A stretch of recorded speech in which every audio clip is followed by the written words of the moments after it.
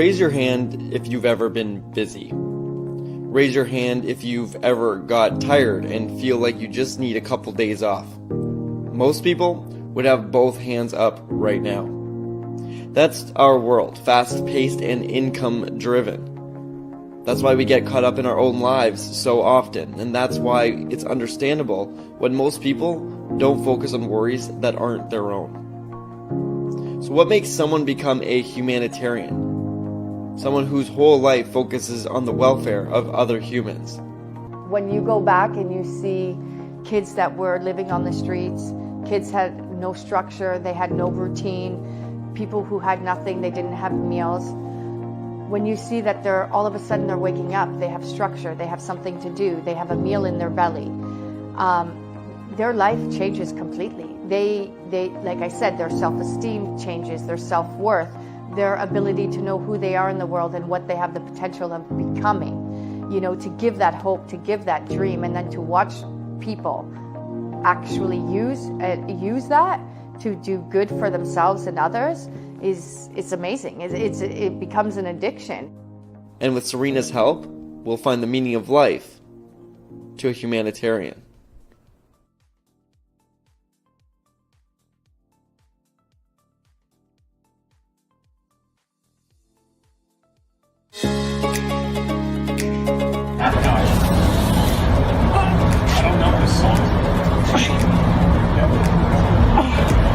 My body becomes like a cement. Oh my God. That was the better one. Okay. Oh my God.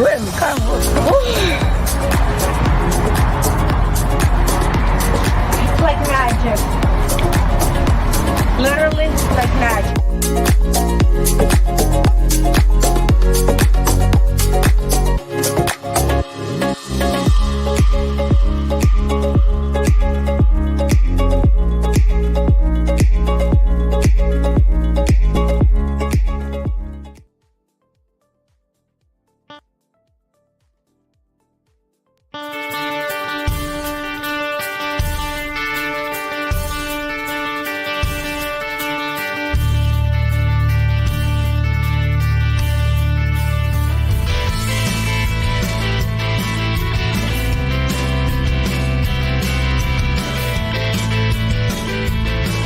Not my skill set, nor do I want to learn it. Sometimes, because I put up stuff which I kind of test in the wilderness. I don't know if I was the best one to teach them that. However, and although it was a really good one you said, I was like, oh, the baby out with the bathwater. I do know where that. So for me, rather than doing something half-heartedly or like just half.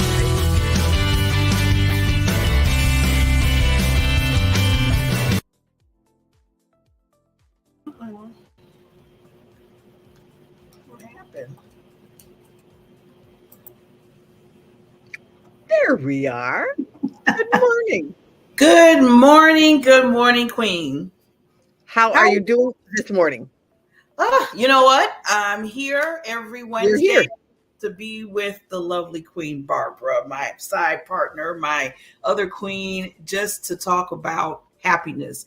Nothing else. No negative. No negative. No negative. Or learning experience.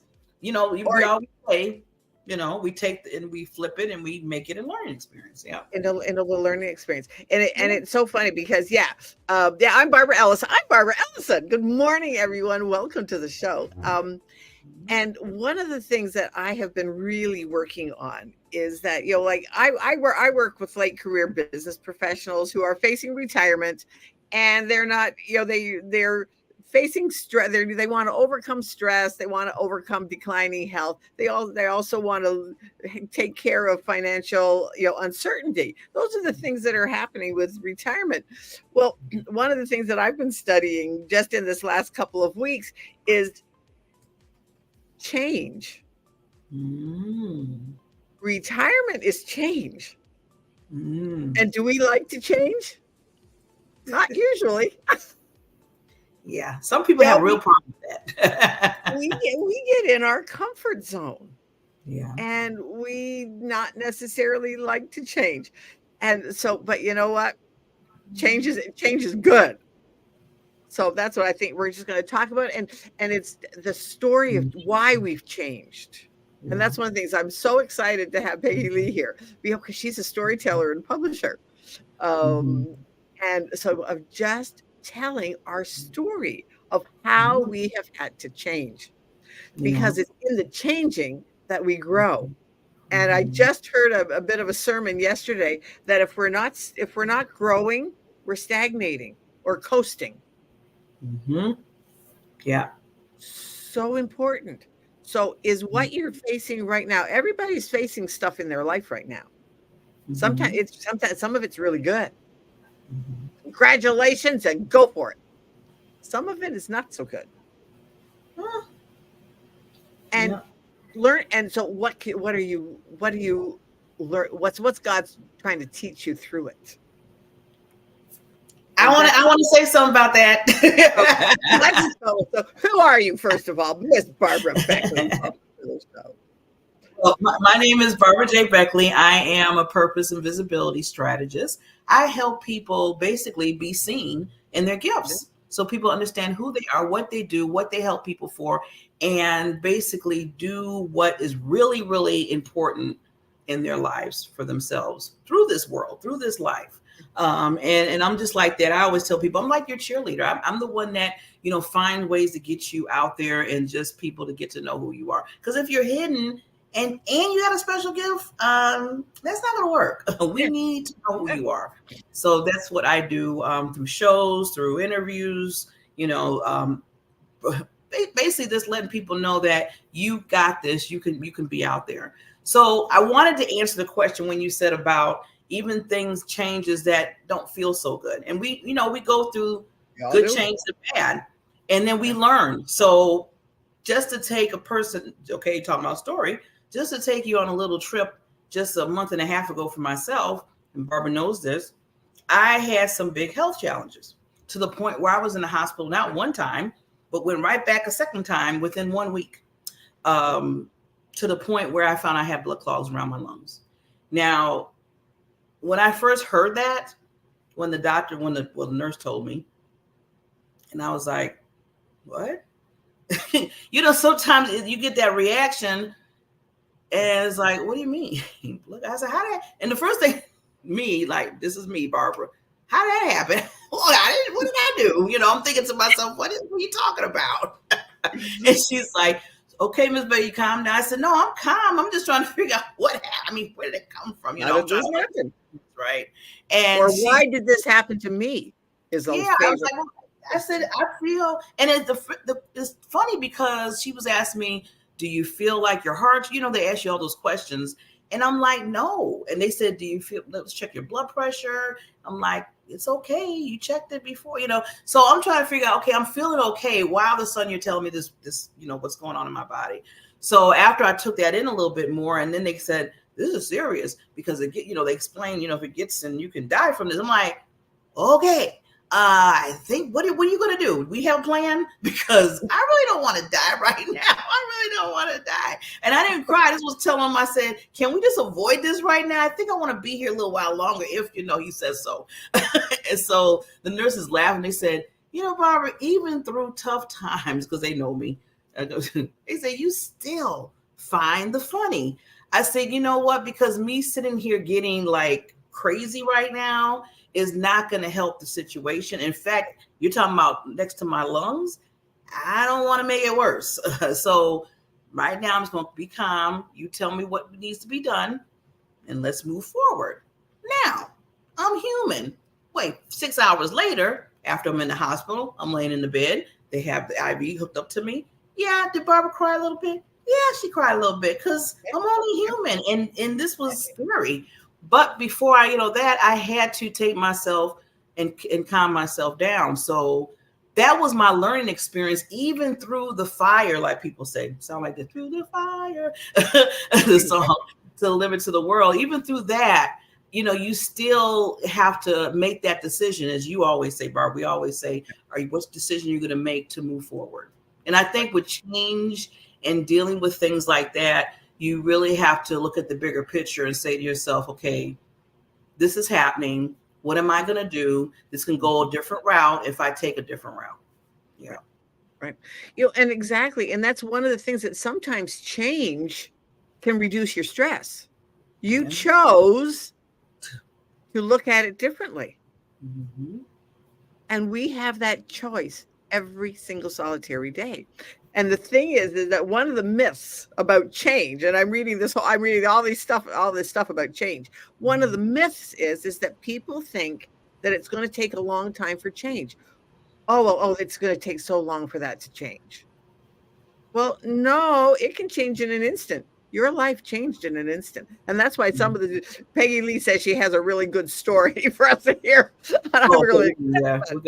We're gonna bring Queen PeggyLee in a minute to hear that. But I like when you said that, Barbara, because with the change, it's up to you to see how fast or how long it's going to take.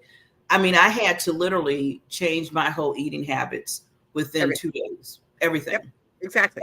And Barbara, the old Barbara, was your choice. And that was my choice because I wanted to live. I wanted to keep going. It was like, how something happens in your life and it's like, okay, yes, okay, I get it now. I get it. Let's just do this. And I call them instant downloads. Those instant downloads. And I made that instant change because I know I needed to do it. I know I needed to change my whole habits of eating and stuff. And I kept saying, well, yes. And then I was like, well, it's not like I eat a whole lot of food and I'm doing all this. I was trying to like, of course, denial. Out of it. Denial. It's not my fault. It's not my fault. I don't eat all that. I eat that sometimes, and I don't, and things like. And I was like, Barbara, not this Barbara here, not this Barbara, this Barbara saying, be real with yourself. Even though you might not eat that much, you're not eating the right foods. You're not eating right. You're not eating 3 meals a day. You're not doing what you need to do. So stop it.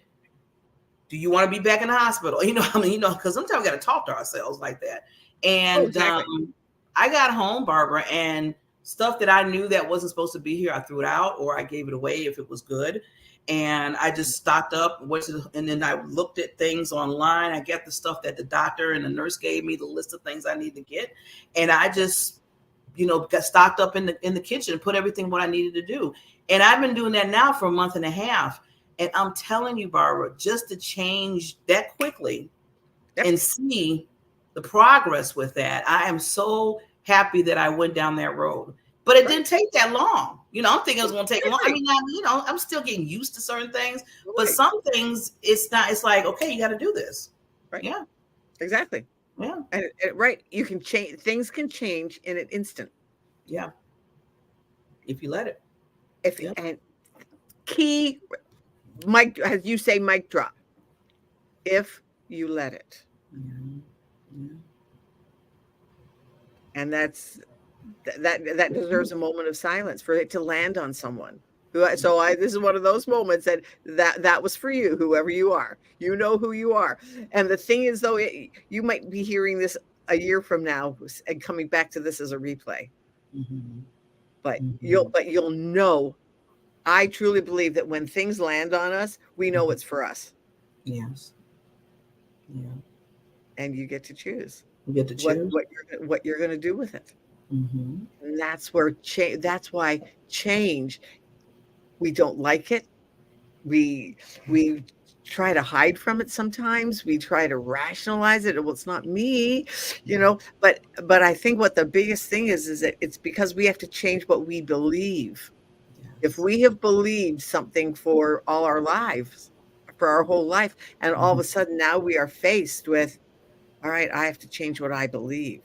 Mm-hmm. And it might not be something that the rest of the people around you like, but you have to do it for you. So do it for you. If you know that something in your life has to change, do it for you. Doesn't matter what anybody else says. Yeah. You got to do it for yourself. Yes, I love it. Because you deserve it. Yeah. We deserve it. Yeah.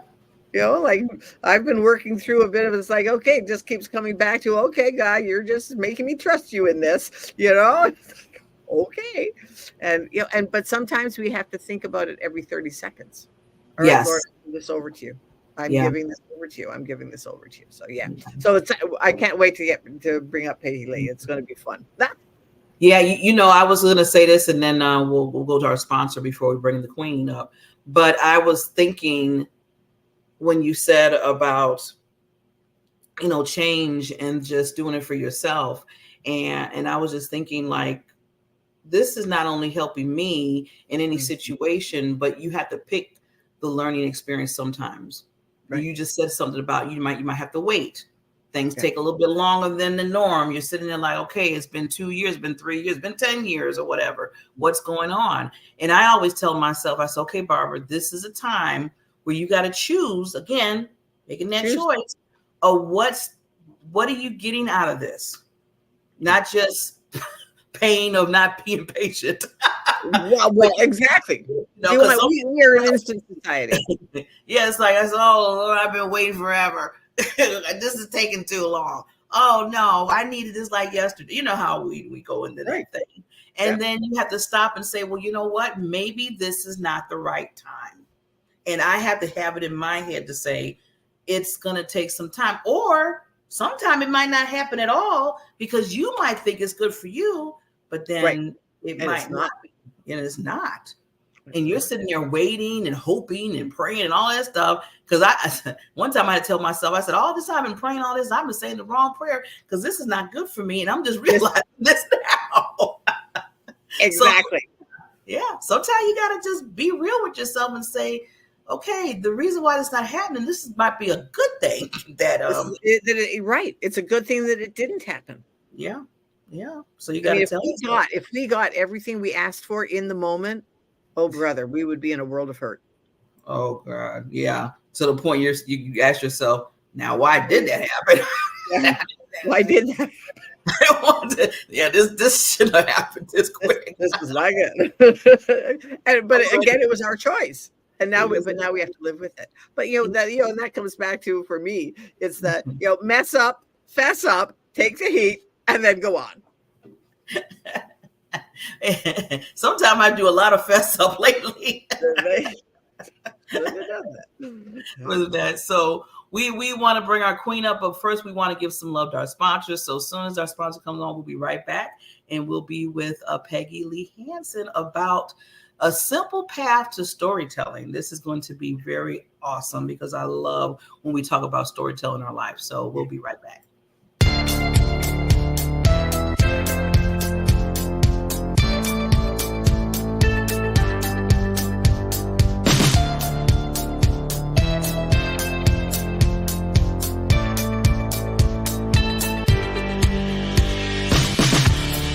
Good Friday, everyone. Your real worth isn't defined by your net worth. What makes you valuable is how you use what you have been given. All of us have gifts. Make sure you're making the most of yours. Have an amazing Friday.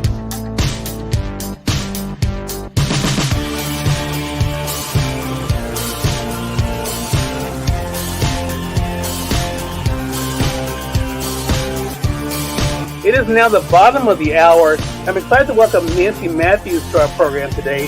Nancy is an author of a book. I'm going to go ahead and highlight it in the carousel for you guys. There it is, The One Philosophy. I want to talk to Nancy not only about the release of the book, but also what it's been like for her to share the message with all of you guys. Nancy, great to have you on with us. Hello, hello, hello. So happy to be here.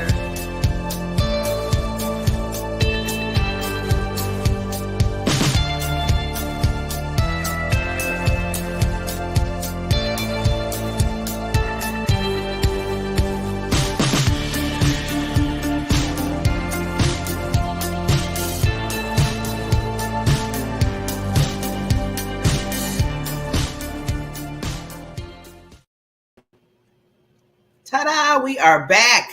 Yes. So if you're just chiming in, this is the Time to Shine Happiness Show with yours truly, the BBs.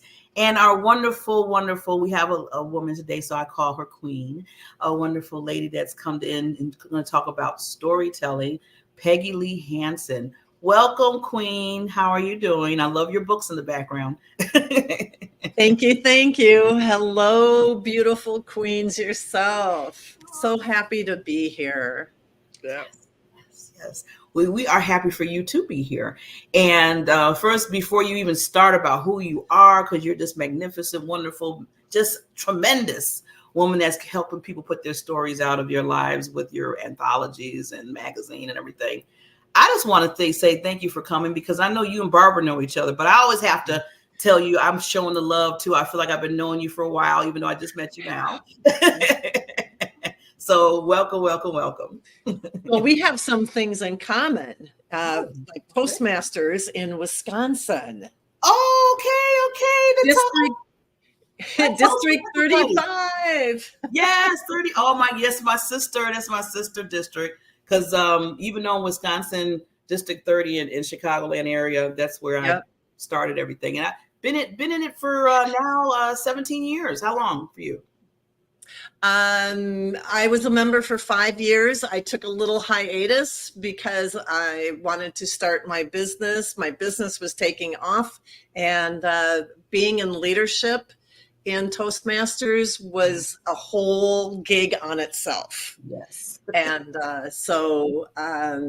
but I considering going back in. So, but once you're Toastmaster, you're always a Toastmaster. Life. You're always a Toastmaster. Hey, yes. You never know. See the stories. Yes. You never know. You find out what you have in common. So this goes right into what you do, Miss Queen.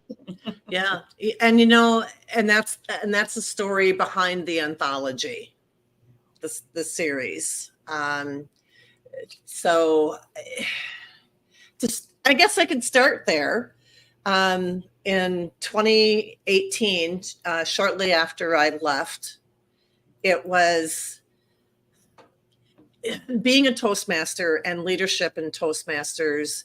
You get to hear thousands of stories, and because you travel around, well, for me it was traveling around the state of Wisconsin and Upper Peninsula of Michigan, and to hear the stories, to hear they hold 2 contests every year, the humorous speech contest and the international speech contest. And so,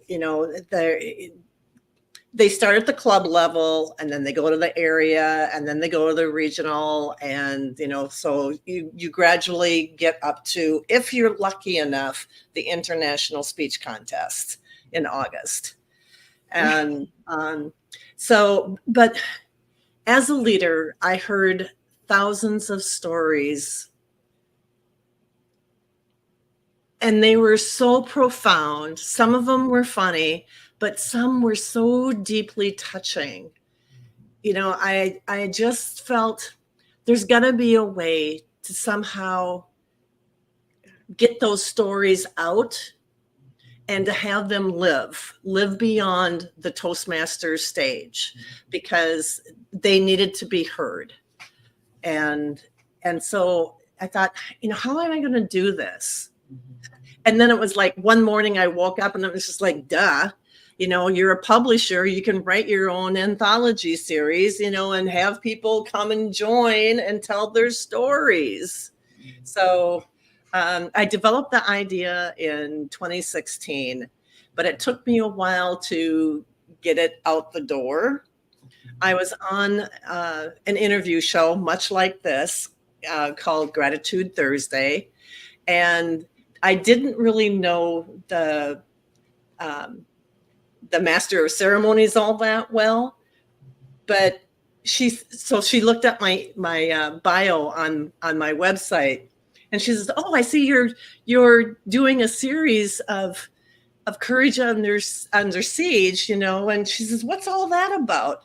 And I'm thinking, no, I'm not ready to produce it. I'm not ready, But, I said, well, it's about, women telling their stories, or men, men can join too, but they haven't yet. It's about stories from where they were back in the day to where they are today, and how they got there and what they learned from it. And I had 2 people sign up right away on the phone. I'm signing up. I'm going to your website, and register for it. So, and we had 11 people in that first volume. And it was just an amazing experience and a learning experience for me. I not only published the stories of the people, but they were similar in the stories. They had common experiences, and the people that came to me didn't know one another. So that makes it, and that has been throughout the books. And I'm publishing my 7th volume in November. And the women that are involved there, they didn't know each other from Adam. And they are surprised to learn how much they have in common. Right down to the same phrases, the same themes. And so you can't make this up. Somebody else is in charge of this book. So, Yeah. Amazing story. Well, first of all, congratulations on, I love how the MC or the person that basically said, oh, I looked at your website and I see that. What is this? That started it right there. Sometimes you just need that, even the nudge that you didn't think you was going to get the nudge. And somebody just comes and like, oh, shoot, I didn't want to do that. Well, here I am. Let me just do this. So that's just like taking that parachute and jumping off that cliff. Yeah. But I'm so glad you did, because look at how many people, women and men, like you said, that's being able to tell their story, write it on pen and paper so the whole world can hear it and get hope. See, that's why I always tell people our stories, for me, I always say, gives hope to others when you tell it. Yeah, absolutely.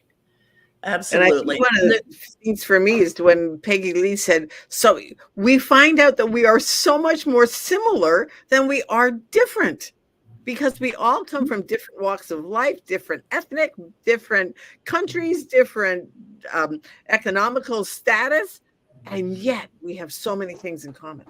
Yeah, I love that. The inner things. Yeah, absolutely. Yeah, because I think because I've been on a few anthology books, and when I did my first one, and it took like 12 weeks, because we had to start with the whole process, like you said, writing the chapter. First of all, getting the nerve to write your chapter, getting the nerve to put your story out there. Maybe it's something it was so strong in your life, you're like, oh God, I got to come back to this. And that's what happened to me. I had to go back in time, and it's thank God for the publisher, because she even hired certain counsel for us just in case we needed it, because she knew that we had to dig deep and bring some things out that maybe we didn't want to touch or we didn't want to think about. And just to get the courage to do that, I tell every person that's an author that has to put that out there. It's just phenomenal that you can have that courage to do that and have a publisher like yourself, PeggyLee, to be on that journey with everybody. And then we're on the journey together, like you said, and then we become like a family almost, because like you said, we're all in this book together. We're all talking about, our story, and we find the same similarities. And then from that point on, then we carry each other on as we're going through the journey within the anthology. So to me, it's much more than just a book. It's so much more. Yes. Yeah. It's a cathartic process. And that term has been used by at least one author throughout the whole series.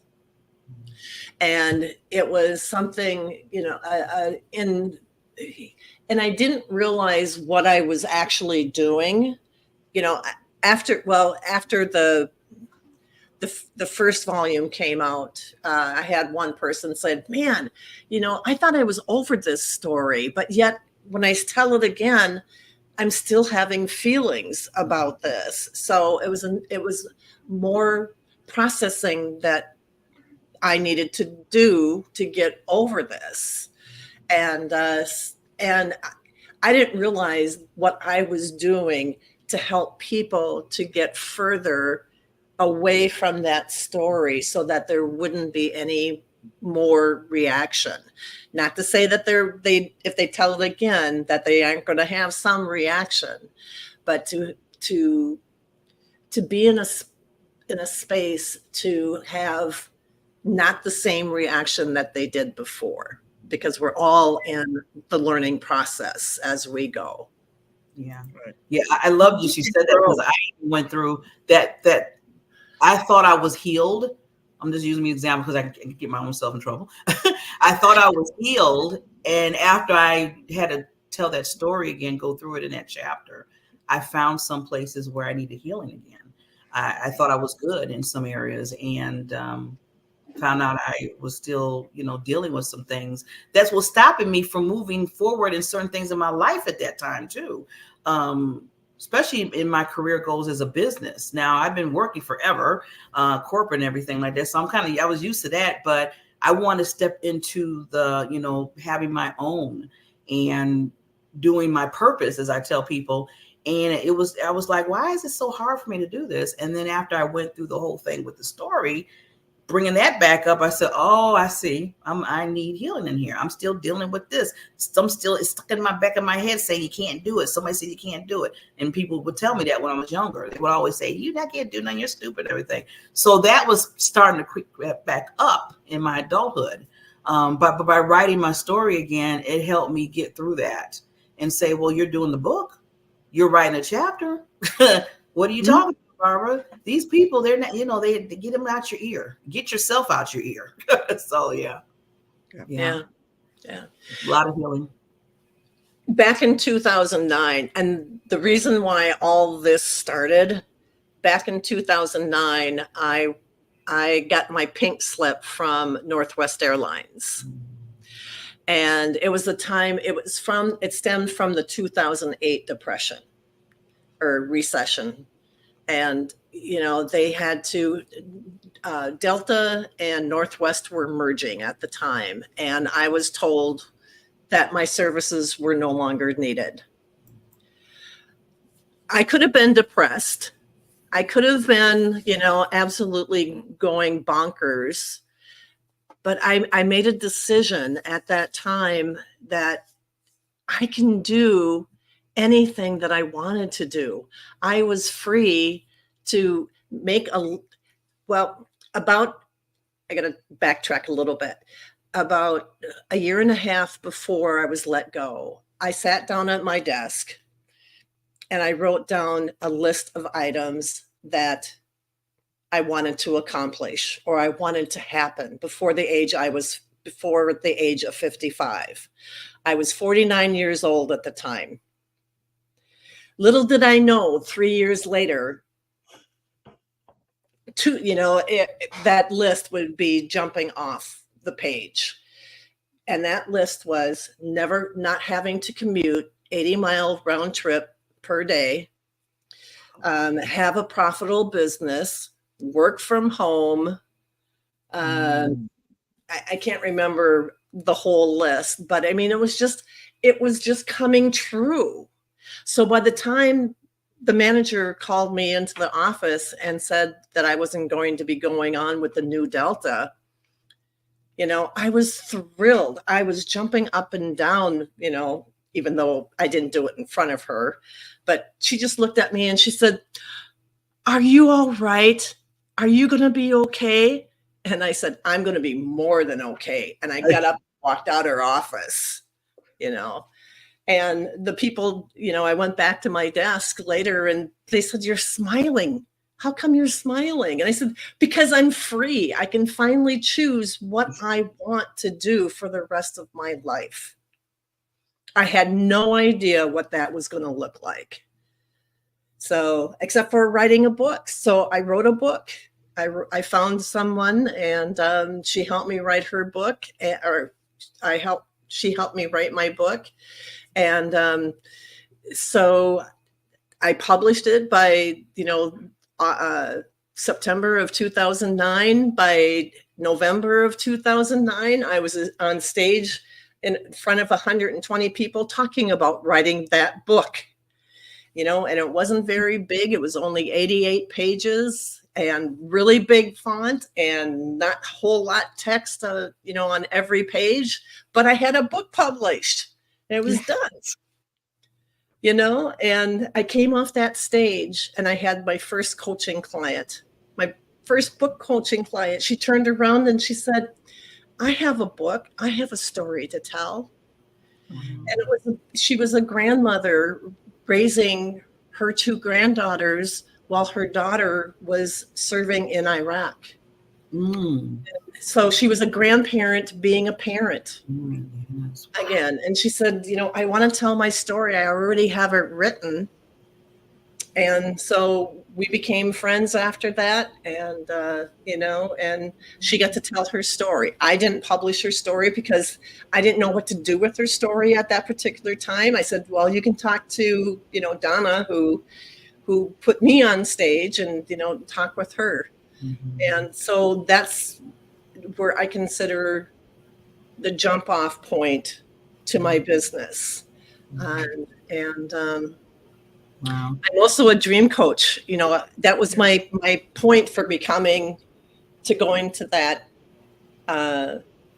conference, because I wanted to become a dream coach under Maya Marsha. Now she is. Reader. Me too.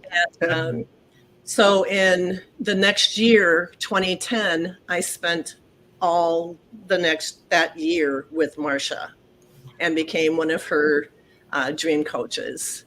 And so I have that piece to help build the dreams and wishes of people who want to do something more with their lives and attain that.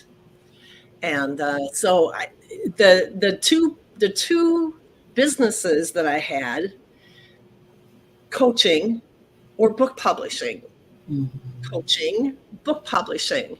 And I had my marketing mentor tell me, just pick one, just decide.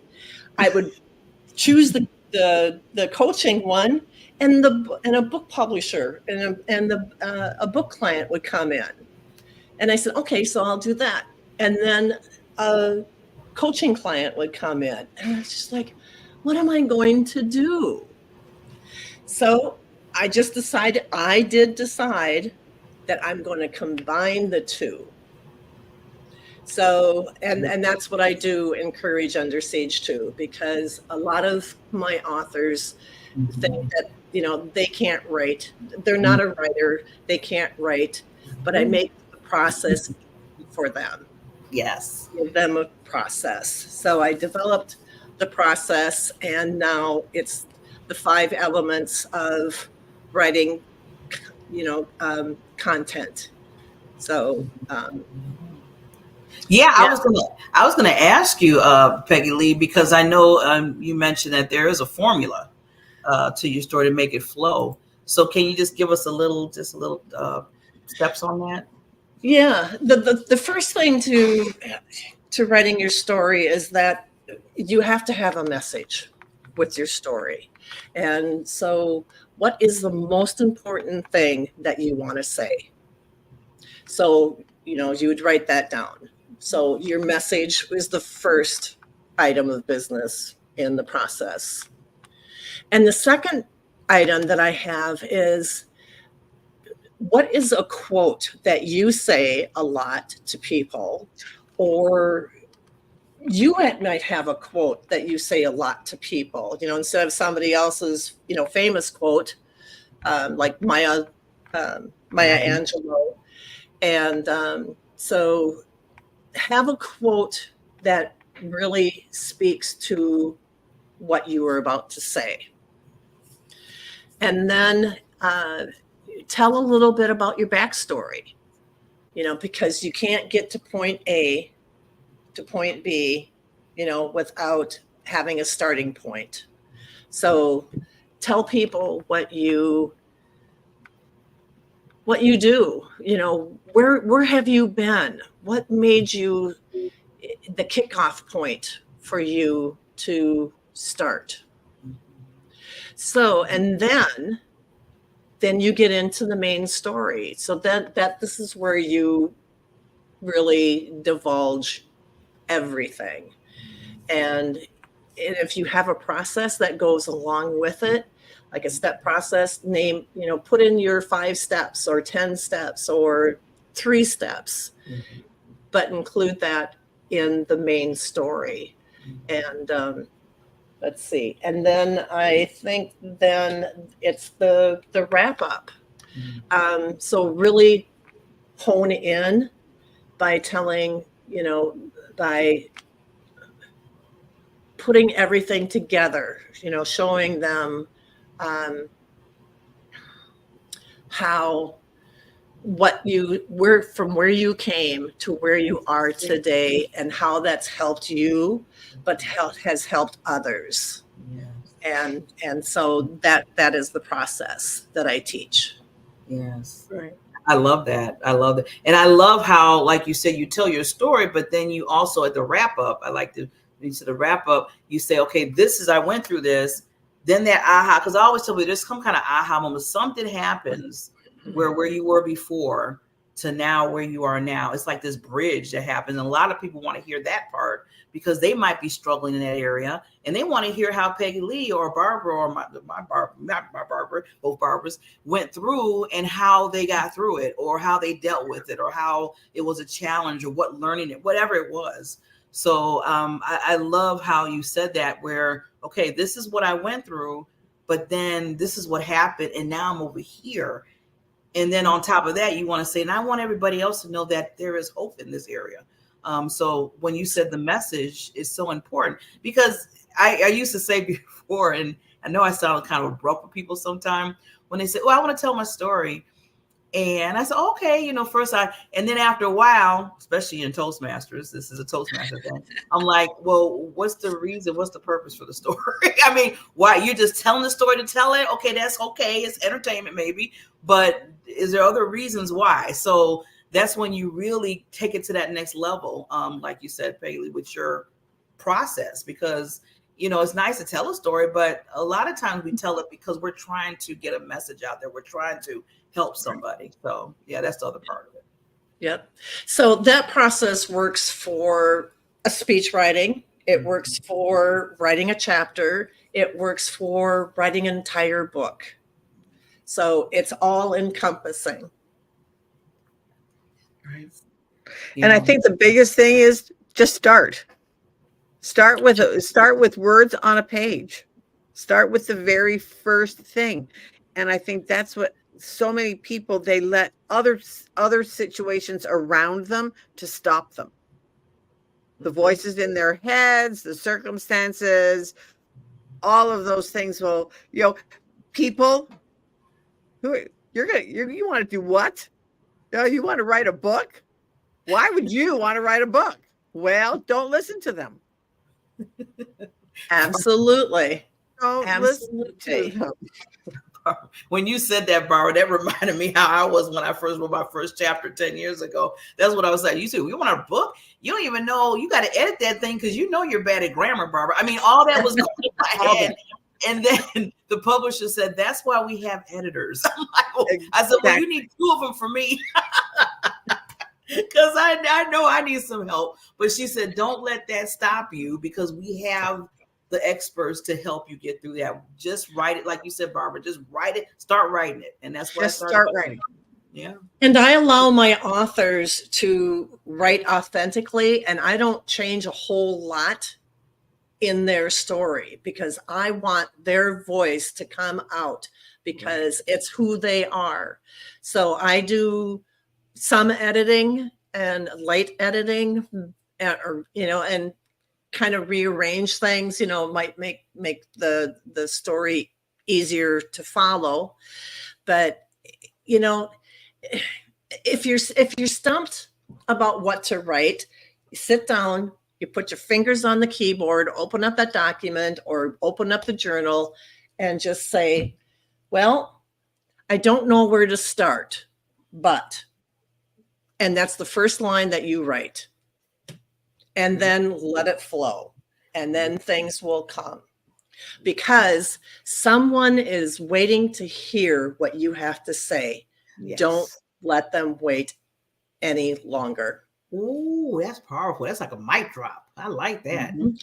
Don't let them wait any longer, Barbara. Isn't that awesome? I That's- love that. I'm gonna be saying that to That's a listen. mic drop. And it's absolutely the truth. Yes. And don't let someone else, if you want to write a book or a chapter, don't let someone else's fears stop you. Or your own. And that's all it is. Yeah. And because they're in their mind, they're just saving you, or they're just, protecting you. No, they're afraid that, oh yeah, what if she does it? Am I gonna I might have to think about doing it myself. And that's when in the first part, when we were talking about change, people don't want to change because they don't want to change what they believe.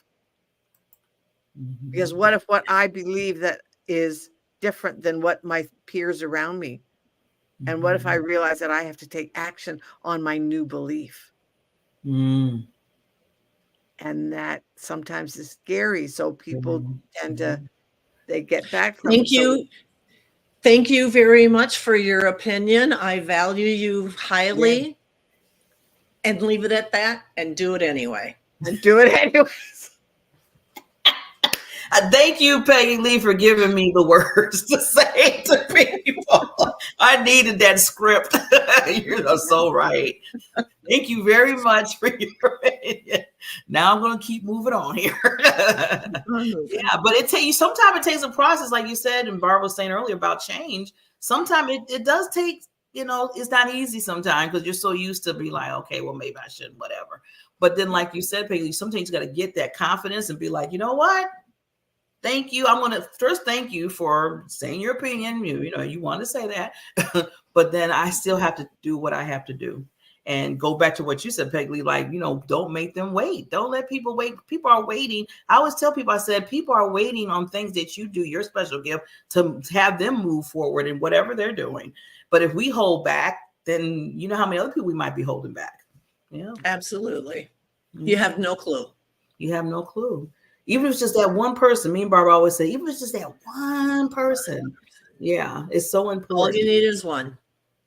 Yeah. Oh, this is awesome. This is awesome. See, this is, we got to bring you back. Barbara, you know how the go. We got to bring her back. PeggyLee, this was amazing. And then now we're Toastmaster alumni too. This is awesome. So I want Barbara to do her last part that we always do to remind everybody, but just make sure that you tell your story, like PeggyLee say. It's very important. And if you want to put it on paper and pen, call PeggyLee. She's the publisher, CEO of the company, and she has a free gift for everybody. So I wanted to make that known too. We have it down there. I'll let it run for a little bit longer while we end. But and that explains the 5 points, the 5 elements to writing. Yeah. Once you get the formula and fit it in, like she said, you could do it for anything, not just your book. So I love that. I love that you could take that tool in the different areas. So Barbara, I just want to give you the last, and before we close up here. Right. And this has been absolutely a wonderful subject because it's all about bringing ourselves happiness. And I loved what you said about what is one thing that you say. And one of the things that I say all the time is do the thing that makes your heart sing. And it's absolutely the truth. And because no one else can take it from you. Because it's what makes your heart sing. And we want you to have that, make happiness the norm rather than the exception. So absolutely. So do what makes your heart sing. And do it today. Start today. Start today. Yes. And with that said, we will see everybody next Wednesday with another special guest, Queen PeggyLee. Thank you so much. We adore you and we welcome you back. You are family now. So anytime you want to come back, we're here for you. We're here to serve you. See you next week. Bye. Bye, everybody. Well, goodbye, everybody, and thank you so much for listening to the Time to Shine Happiness Show. I'm your host, Barbara Ellison, and I look forward to seeing you next time, where we will have a great guest talking about making happiness the norm rather than the exception. Because, you know what, we believe that each and every one of us deserves to lead a happy, healthy, debt-free, abundant life, whatever that means to you. So join us again. And please, to get reminded, hit the subscribe button or the like button wherever you're listening to us, and we will see you next time. Have a great week. Bye, everybody.